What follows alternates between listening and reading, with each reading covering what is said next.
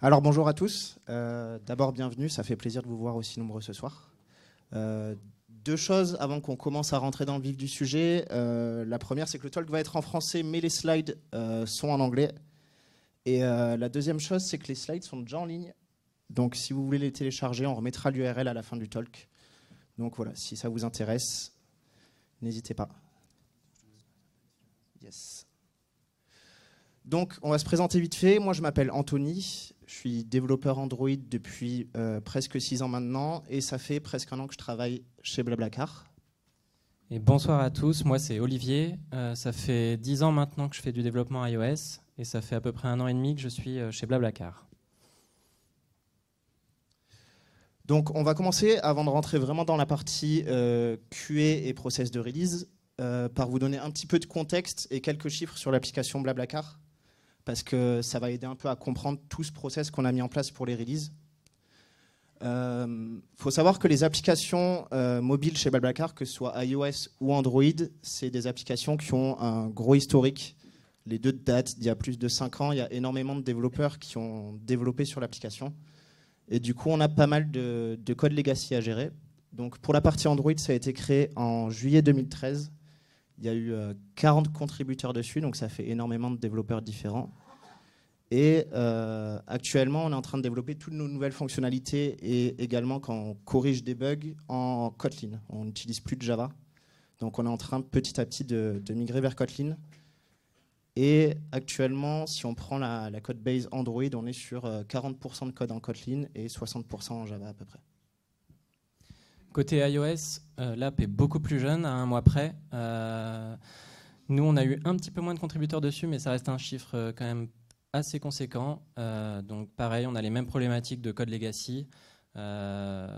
Et du coup, avec l'arrivée de Swift, petit à petit, toutes les nouvelles features sont développées en Swift. Donc aujourd'hui, on a un chiffre plutôt pas mal vu l'historique de l'application. On a plus de 2/3 de l'application qui est en Swift. Donc plus ça avance, plus l'objectif C disparaît petit à petit. Du coup, pour parler un peu du trafic sur la plateforme Blablacar, faut savoir qu'il y a 65% de nos utilisateurs qui passent par les applications mobiles iOS, Android et 35% qui passent par le web. Plus tard dans la présentation, si vous voyez écrit SPA, ça veut dire Single Page Application, ça veut dire qu'on parle du web. Donc, si on prend juste la partie qui nous intéresse ce soir, c'est-à-dire la partie mobile, ça fait par jour entre 1 million et 1,5 million d'utilisateurs et entre 100 000 et 200 000 réservations. C'est des chiffres qui sont assez gros et qui sont un peu durs à imaginer comme ça. C'est pour ça qu'on a réduit ça à la seconde pour que ce soit un peu plus compréhensible. Ça fait entre 10 et 15 utilisateurs à la seconde et une réservation par seconde. Ça peut monter à 2-3 réservations par seconde suivant la période. Donc c'est un trafic qui est assez énorme et c'est une des raisons pour lesquelles on a mis en place tout ce système tous ces process de release. Parce que le moindre bug qui peut partir en prod peut avoir des conséquences sur beaucoup d'utilisateurs. On a eu encore un exemple récemment côté Android. On avait un crash sur des devices Xiaomi, qui est un constructeur de téléphones chinois, qui touchait moins de 0,1% de nos utilisateurs. Donc on s'est dit, c'est pas un crash très important, on n'a pas besoin de s'en occuper plus que ça. Et à la fin de la journée, on avait plus de 1000 utilisateurs qui avaient crashé. Donc le moindre petit bug peut avoir de grosses conséquences, donc il faut faire très attention à ce qu'on envoie en prod. La deuxième raison, c'est que les applications mobiles, c'est pas le web. C'est-à-dire qu'une fois que l'application elle est installée sur le téléphone de l'utilisateur, s'il y a un bug ou si ça crache, ça va prendre du temps à faire une mise à jour qui fixe le problème. Parce que le temps qu'on développe le hotfix, qu'on fasse la build, qu'on la valide en interne, qu'on envoie sur le store, que le store valide l'application et que l'utilisateur télécharge cette mise à jour, ça prend énormément de temps comparé au web où tout simplement vous faites votre hotfix, vous l'envoyez sur le serveur et directement tous les utilisateurs ont le hotfix et n'ont plus de soucis. Donc c'est une grosse différence à prendre en compte vraiment entre la partie web et la partie mobile. Et du coup, c'est pour toutes ces raisons que notre mission, c'est vraiment de s'assurer que tout ce qui part en prod est de qualité et très stable. Donc au niveau des autres challenges auxquels on fait face, donc le premier, on vient d'en parler, c'est le trafic et la gestion des mises à jour. Le deuxième, c'est l'architecture. Donc comme j'en ai un peu parlé, l'application elle a un gros historique avec pas mal de code legacy. Et du coup, actuellement, on est en train de changer complètement l'architecture de l'app. Donc on est en train de passer sur de la clean architecture. C'est pas le sujet du talk de ce soir, mais c'est un des gros chantiers, donc clean architecture et modularisation.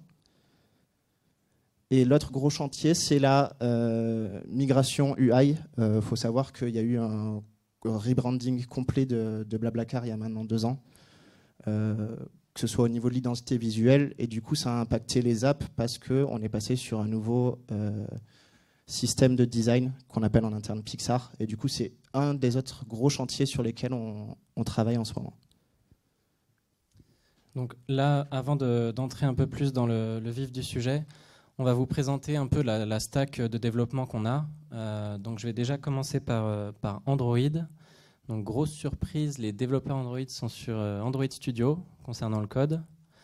Ce qui est innovant chez Blablacar, c'est qu'ils ont choisi d'être sur SVN pour héberger leurs sources. Non, je déconne, ils sont sur Bitbucket. Concernant la CI, donc ça se fait avec Jenkins et Fastlane pour tout ce qui est automatisation des différentes lanes. On a quelque chose d'assez similaire côté iOS. Donc évidemment c'est Xcode pour le coup.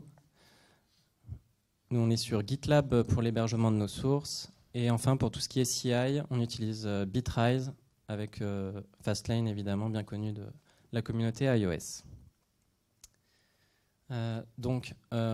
Anthony vous a évoqué l'importance des tests dans notre cycle de développement et de la qualité de l'application. Donc, chez Blablacar, une stratégie a été mise en place pour s'assurer qu'on a des applications de qualité. Donc, concrètement, Quality Assurance, je pense que la plupart d'entre vous est familier du terme. Donc, il s'agit concrètement d'être certain de maintenir un certain niveau de qualité qu'on a défini et de s'assurer que ce niveau de qualité, au cours du cycle de développement de l'application, soit toujours maintenu malgré l'arrivée de nouvelles fonctionnalités, voire même qu'il soit dépassé.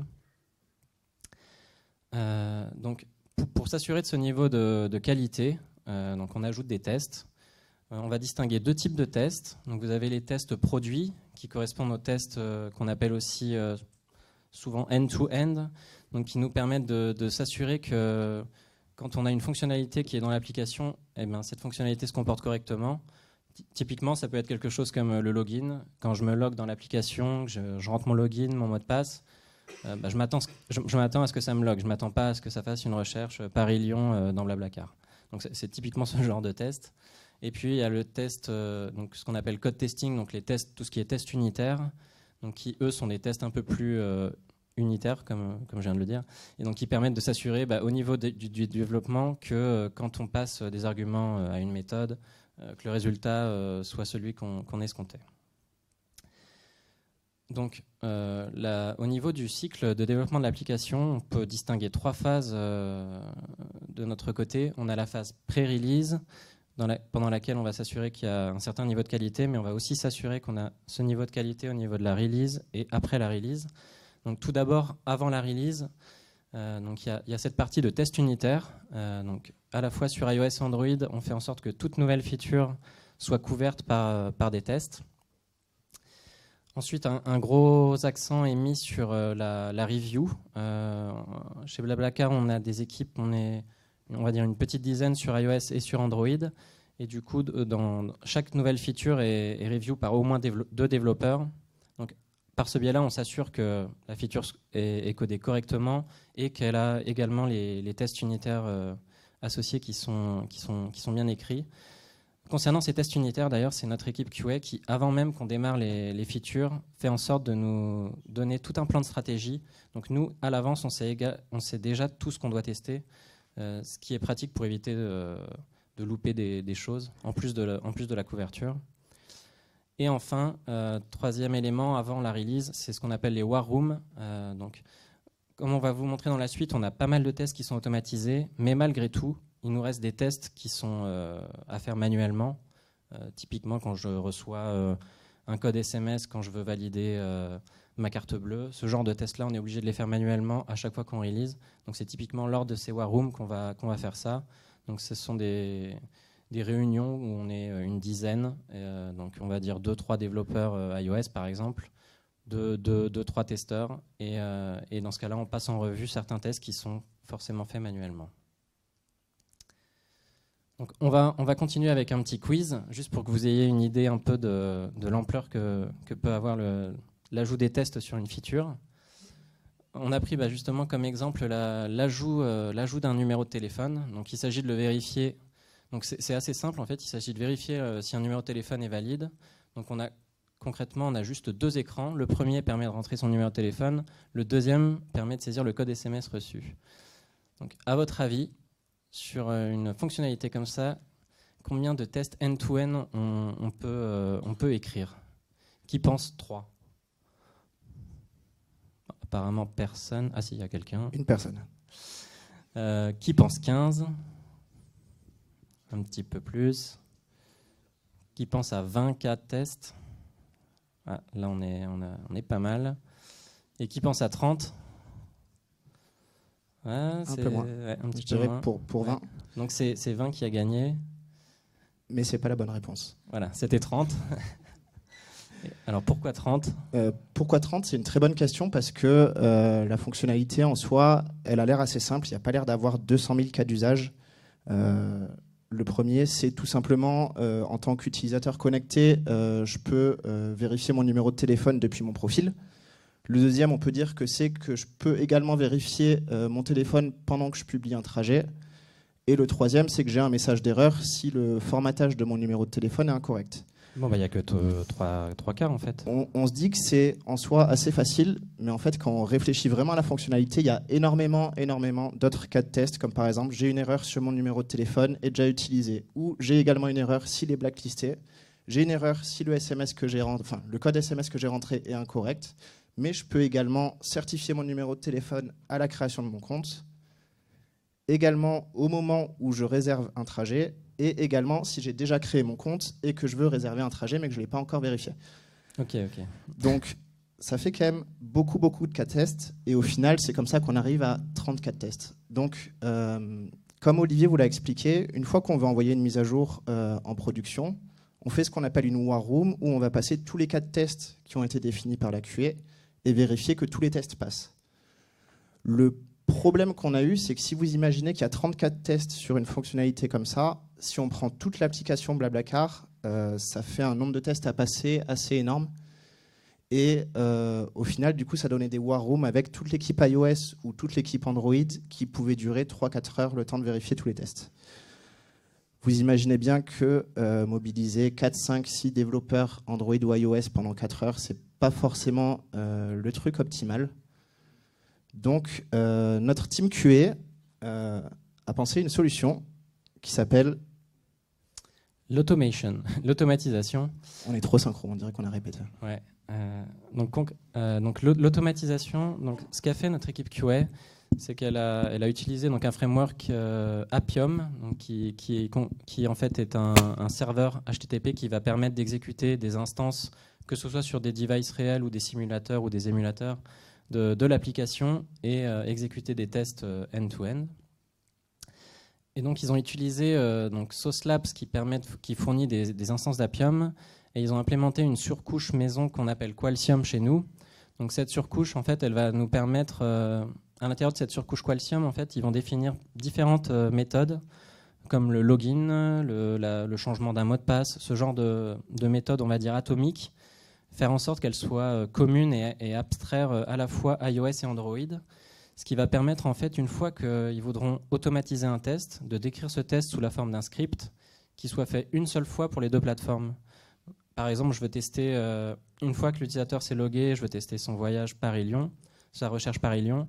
On aura juste à dire, je veux loguer l'utilisateur, je fais ma recherche Paris-Lyon, ça sera décrit une seule fois, et on pourra lancer ce test à la fois sur iOS, à la fois sur Android, et on s'assure qu'on a le même test qui run sur les 2 plateformes. Une fois que les tests se lancent, voilà ce qui se passe côté Sauce Lab. Donc en fait, plusieurs simulateurs sont lancés, exécutent les différents tests avec les différents scripts qui décrivent les différents parcours utilisateurs. Donc ça va du simple login à la recherche, à la publication d'un voyage, ce genre de choses. Et donc, comme le disait Anthony, ça nous a permis de réduire drastiquement le temps qu'on consacre au War Room, puisque les War Rooms qui duraient près de 4 heures durent aujourd'hui moins d'1 heure. En fait, on a 160 tests qui ont été entièrement automatisés. On continue d'en automatiser de plus en plus. Et aujourd'hui, il ne nous reste qu'une vingtaine à trentaine de tests qu'on est obligé de faire manuellement parce qu'on ne peut pas les automatiser. Par exemple, tout ce qui touche au push notification, ce qui touche à l'envoi de SMS, ce genre de choses. L'avantage de ça, c'est que maintenant, on peut aussi couvrir encore plus l'application en termes de test end-to-end, puisqu'on va pouvoir ajouter des nouveaux scénarios de test. Dès qu'on a des nouvelles features qui arrivent, l'équipe QA pense déjà à ajouter ces nouveaux scénarios. Et enfin, donc, comme je le disais, l'avantage de cette couche Qualcium nous permet de tester les 2 applications à chaque fois et de manière continue. Typiquement, le côté continu, c'est aussi par le biais de scripts qui font que toutes les nuits, via des nightly rebuilds, les tests sont runnés. Ça peut être également le cas lors de merge de PR, ce genre de choses. Là, alors vous allez peut-être pas voir grand-chose, mais en gros, c'est l'interface qu'on utilise lors de nos War Rooms. Donc, on peut voir sur la colonne de gauche la liste en fait, des différents testeurs qui vont tester l'application. Et vous pouvez voir, donc il y a Qualcium là, qui a donc, 130 tests affectés. Et après, il nous reste chacun 8 à 10 tests à tester manuellement. On les fait tous en parallèle, donc c'est pour ça que les War Rooms durent moins d'1 heure, ça va super vite. Et en fait, donc, sur la partie droite, vous avez le test qui est décrit avec différentes étapes. Et donc à chaque étape, nous, on a juste à checker les différentes étapes pour vérifier que tout est bon. Et si à la fin, tout est vert, c'est là qu'on a le go pour soumettre l'application. Je vais laisser Anthony. Donc, une fois qu'on a passé la War Room, tous les tests automatiques sont passés, c'est validé. On a passé les tests manuels, c'est validé. On se dit que la mise à jour est assez stable et qualitative pour qu'on passe à l'étape suivante, qui est l'étape de release. Sauf qu'on ne va pas envoyer directement la mise à jour à tous nos utilisateurs. On a actuellement 2 étapes et on aimerait passer à 3 étapes bientôt. La première étape, c'est l'alpha channel, ce qui s'appelle aussi le dogfooding. En gros, on va envoyer l'application et mettre la mise à jour sera disponible pour tous les employés de Blablacar. Donc ça va être uniquement en interne et les employés vont pouvoir utiliser l'application et nous faire des retours si jamais il y a des soucis.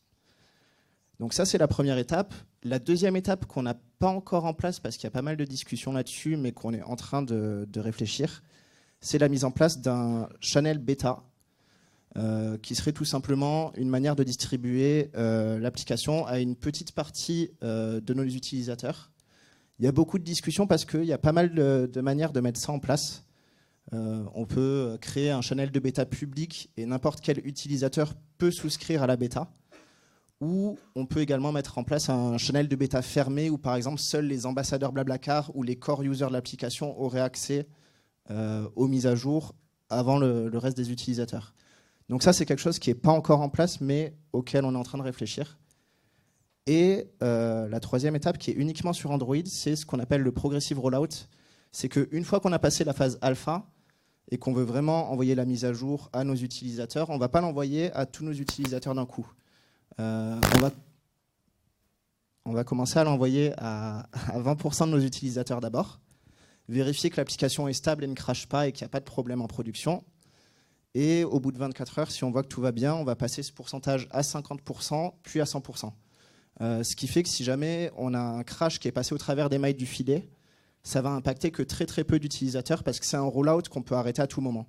Donc ça nous est déjà arrivé d'envoyer une mise à jour et de se rendre compte qu'il y a un gros crash qu'on n'a pas vu. Et au final, on arrête le rollout instantanément après 1 heure et ça fait qu'il y a 20, 30, 50 utilisateurs qui sont impactés au lieu de millions d'utilisateurs. Donc ça, c'est notre phase de release. Et la dernière phase, c'est les différents outils qu'on a une fois que l'application est en production donc, chez nos utilisateurs à 100%. Les premiers outils qu'on a, c'est quelque chose d'assez classique, c'est le crash reporting. Donc on utilise Crashlytics, que je pense que la plupart d'entre vous connaissent, qui est un outil maintenant très très populaire, qui a depuis été racheté par Twitter puis par Google et qui maintenant fait partie de Firebase, qui permet tout simplement de nous remonter les différents crashs. Le deuxième outil qu'on a, si on met de côté tous les outils d'analytics, Google Analytics, choses comme ça, c'est outil de monitoring qu'on appelle Datadog, qu'on utilise côté tech, qui permet de loguer toutes sortes de choses. Nous, on s'en sert principalement pour loguer de manière anonyme les appels réseau qui sont faits sur notre API. Ce qui nous permet de nous rendre compte s'il y a trop d'appels sur une certaine route ou si on se rend compte qu'il y a trop de 500 ou trop d'erreurs sur une API. On a vraiment des logs qui nous permettent de voir ça et de nous remonter ces erreurs. Donc on s'en sert encore une fois pour du debugging qui ne serait pas forcément du crash, mais plus de l'optimisation sur nos appels API. L'autre outil dont on veut parler, c'est notre système de feature flag, qui est un outil qui a été développé en interne à Blablacar, qui est grosso modo l'équivalent de Firebase Remote Config pour ceux qui connaissent. En gros, sur notre serveur, on a une liste de clés valeurs qui va être récupérée par l'application au lancement, qui nous permet à distance d'activer ou de désactiver des fonctionnalités. C'est quelque chose de très pratique et qu'on met en place maintenant systématiquement sur les nouvelles fonctionnalités qu'on déploie. On met un feature flag, ce qui fait que si on a un gros souci sur la fonctionnalité, un comportement qu'on n'avait pas prévu, des crashs ou n'importe quoi, on peut instantanément la désactiver à distance sans avoir à faire de mise à jour. Donc ça, c'est quelque chose qu'on utilise énormément. Et le dernier petit outil qu'on a, c'est ce qu'on appelle les soft et hard updates. Ça nous permet de gérer toutes les versions de Blablacar qui sont très vieilles, qui ont potentiellement des fonctionnalités qui n'existent plus ou qui ne sont plus compatibles avec les API d'aujourd'hui. Et ça nous permet tout simplement, au lancement de l'app, de déclencher une pop-up qui va dire votre application Blablacar n'est plus à jour, veuillez la mettre à jour. Donc en mode soft, l'utilisateur peut continuer à utiliser l'application. En mode hard, on bloque l'accès à l'application et l'utilisateur est obligé de mettre à jour. Donc ça, c'est aussi développé en interne et Google a sorti assez récemment une librairie là-dessus qui permet justement de mettre à jour l'application in-app. On est en train de réfléchir à migrer là-dessus. Et donc, concernant la suite, alors déjà, grâce à toute ce cycle de qualité qui a été mis en place sur les deux plateformes, aujourd'hui, on est à 99,9% de crash-free user. Donc ça, c'est aussi quelque chose qu'on monitore à chaque release. On fait attention que toute nouvelle version de l'application fasse pas chuter ce taux. Et donc, dans ce qui est à venir, donc on travaille main dans la main avec l'équipe QA et on est en train de continuer à mettre des process pour s'améliorer là-dessus. Donc, comme je vous le disais, on avait donc les tests unitaires, des tests end-to-end, et du coup là on est en train de travailler sur les tests UI qu'on va faire côté de chacune des plateformes iOS et Android. C'est un peu le chaînon de tests manquant entre le test unitaire et le test end-to-end. Donc en ce moment on travaille là-dessus et c'est pareil, l'équipe QA définit tout un cahier de tests, différents tests, différents scénarios qu'on est censé coder et qui font partie de la definition of done d'un projet. Et enfin, on a des améliorations continuelles au niveau du cycle de qualité. On a eu l'exemple récemment avec un souci sur Android où il y avait certains utilisateurs qui avaient une fonctionnalité qui crachait sur une vieille version d'Android. Donc là, typiquement, c'est l'exemple même où on peut utiliser SauceLab en disant sur telle version d'Android, je veux que tu me run tel test à chaque fois. Et donc, c'est ça qui nous permettra de s'assurer qu'on n'aura pas de régression sur ces versions d'Android-là, sur ces features-là en particulier. Donc, c'est le genre de choses qui nous permettent de nous améliorer. On a également aussi d'autres idées en tête. Par exemple, s'assurer que toute pull request qui émergeait dans Develop exécute derrière l'ensemble de ces tests automatiques. C'est des choses qui ne sont pas encore en place, mais sur lesquelles on est en train de réfléchir pour s'assurer qu'on n'ait pas de régression et que la qualité soit toujours au rendez-vous. Donc, de notre côté, on a fait un peu le tour de tout le process de release. Ça fait beaucoup de choses, mais on voulait vraiment vous donner une vision globale du développement de la fonctionnalité jusqu'à ce qu'elle soit en production sur tout ce qu'on utilise. On a fait un petit slide wrap-up pour vous donner vraiment, si vous devez retenir quelque chose de ce talk, 3 grosses idées qu'on essaye de faire passer. La première, c'est de planifier vos tests en même temps que vos fonctionnalités. C'est quelque chose qui est assez important. Nous, l'équipe QA, elle est impliquée dès le process de création et de penser des nouvelles features. Si vous pensez à vos tests qu'une fois que le développement est terminé, ce n'est pas forcément la meilleure des pratiques, donc on vous conseille vraiment de commencer le plus tôt possible à penser aux tests. La deuxième chose, c'est que l'automatisation des tests, c'est quelque chose qui vraiment fait gagner beaucoup de temps. C'est pas forcément facile de base à mettre en place, mais une fois que c'est en place, nous, personnellement, ça nous donne beaucoup plus de temps de développement et ça nous évite de perdre une demi-journée à juste tester des choses sur l'application. Et la dernière chose, c'est de capitaliser sur vos erreurs. On va être honnête, c'est impossible d'envoyer une application en prod qui a absolument zéro crash. Le but de tout ce process, c'est de vraiment limiter au maximum ces choses-là, mais ça arrivera toujours qu'il y ait des crashs qui passent au mailles du filet et qui arrivent en prod. Comme l'a très bien dit Olivier, quand vous avez un crash en prod, ce qu'on conseille, c'est pas juste de le fixer, mais également rajouter un test qui va vérifier que vous ne referez plus l'erreur. Ou si c'est pas vous, dans 6 mois, 1 an, un autre développeur va arriver sur le projet, il ne refera plus l'erreur parce que vous avez un test qui vérifie ça. Donc voilà, c'est un peu les 3 idées globales de la présentation. On a terminé pour nous, donc si vous avez des questions, on est là pour y répondre. Merci.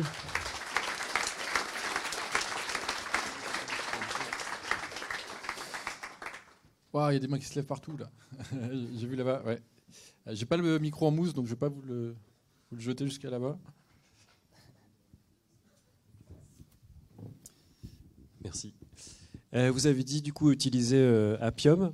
Je me demandais si vous aviez eu des soucis de développement de tests comme des timeouts ou des choses comme ça qui peuvent souvent arriver sur ce genre de tests.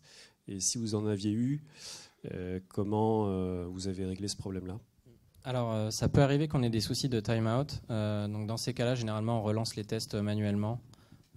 Ça, c'est la première chose. Après aussi, on peut. Donc, ça, c'est dans le cas où il y a des soucis de timeout avec Sauce Labs. Sinon, il peut y avoir aussi le cas de timeout où c'est notre back-end, notre serveur et notre API Blablacar qui répond avec de la latence. Dans ce cas-là, c'est pareil, il faut relancer le test. Ça veut dire qu'on avait une charge ponctuelle sur le serveur qui fait qu'il n'a pas pu répondre dans les temps. Donc oui, on a ce qu'on pourrait appeler des faux positifs comme ça, mais c'est seulement par une gestion manuelle qu'on les relance. Je ne sais pas s'il y a une gestion automatique. Je pense que l'équipe, non, il n'y en a pas. L'équipe QA était mieux passée pour répondre, mais voilà. Bonsoir. Bonsoir. Moi, j'avais une question au sujet de la compétence initiale des gens qui ont développé Calcium. Est-ce que c'était des profils développeurs ou est-ce qu'ils ont dû apprendre du coup à développer? Est-ce qu'ils se sont fait aider d'autres développeurs? Comment ça s'est passé en fait le développement en fait, de cette partie-là? Oui, concrètement, oui, ils sont développeurs de formation, voire même ingénieurs. Il y avait, tous les deux sont ingénieurs d'ailleurs, il me semble. C'était Ousmane, Alexis. Peut-être qu'il y en avait d'autres avant que j'arrive, je ne sais pas, qui ont contribué à ce projet, mais ils sont de formation ingénieur. Ouais. Okay. Et aujourd'hui, ils sont encore dans l'équipe, mais ce qu'on appelle la engineering productivity. Donc, ils s'occupent de faire en sorte que toutes les équipes de Blablacar aient le tooling nécessaire pour travailler. Bonjour, merci pour la presse ici. Salut. Tous les combien de temps vous faites une release? Et deuxième question, pourquoi est-ce que c'est les devs qui font les tests à la fin? Est-ce qu'il n'y a pas possibilité d'externaliser ça? Alors, pour répondre à ta première question, tous les combien de temps on pousse une release? C'est chaque équipe fait une release tous les 15 jours. Donc, une semaine, ça va être une release iOS, la semaine suivante, Android.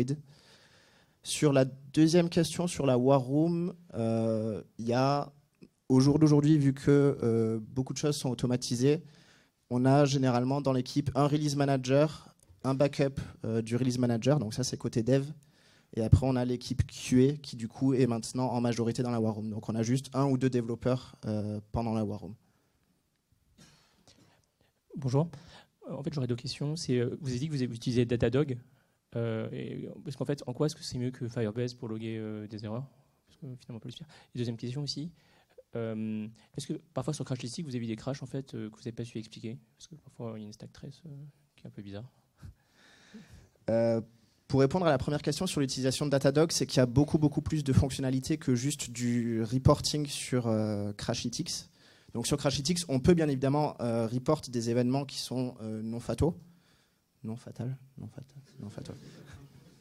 des événements qui ne font pas cracher l'application, mais c'est pas très développé au final. La liste est très très compliquée. C'est très compliqué de voir quelque chose comparé à Datadog où tu peux vraiment faire des dashboards qui sont customisés et où t'as vraiment, si tu as un gros problème sur une route API, ça peut très vite remonter dans le dashboard et tu le vois instantanément comparé à Crashlytics. Pour la deuxième question sur des crashs incompréhensibles, pas plus qu'ailleurs, pas moins qu'ailleurs, ça peut arriver. J'ai pas de.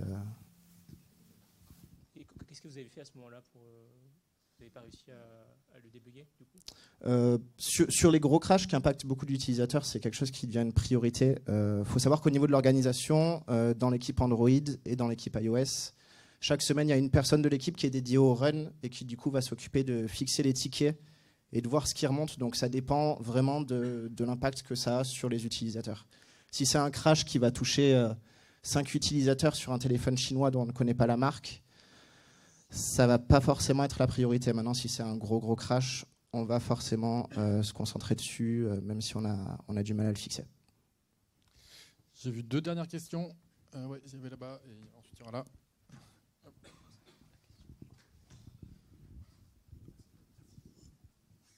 Vous avez parlé du Progressive Rollout. En fait, vous utilisez quoi pour accomplir ça et comment vous choisissez les 20% premiers utilisateurs? Alors sur le Progressive Rollout, c'est une fonctionnalité native du Play Store. Sur iOS, il me semble que ça ne fonctionne pas exactement pareil et c'est une partie des raisons pour lesquelles on le fait uniquement sur Android. Et très simplement, quand tu crées une nouvelle release sur le Play Store, tu peux décider du pourcentage d'utilisateurs auquel tu vas rollout cette feature. Donc c'est nous qui avons la main là-dessus et c'est juste une fonctionnalité native du Play Store. Et sur iOS, si je dis pas de bêtises, on a un progressive rollout, mais qui est beaucoup moins fin que ce que permet Android. Je crois qu'il me semble de mémoire, tu peux release une app pendant 7 jours de manière progressive et la stopper aussi si jamais il y a un problème. Mais du coup, tu n'as pas la main sur la finesse du déploiement, quoi.